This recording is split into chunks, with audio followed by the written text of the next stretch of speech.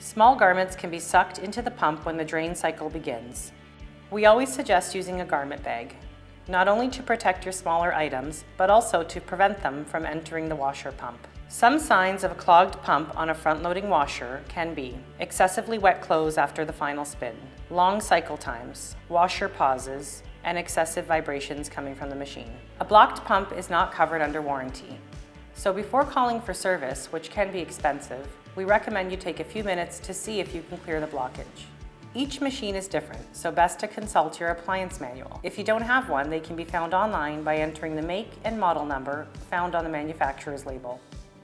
What you are looking for is the access door, which shows your machine has a filter. Place a rag and a shallow dish under the washer channel to catch the excess water. It is normal to have water flow when the filter is removed. However, if the washer door is locked due to water not draining, you should expect substantially more. If you find the filter was fairly clean or this process did not resolve your issues, please contact your unit representative.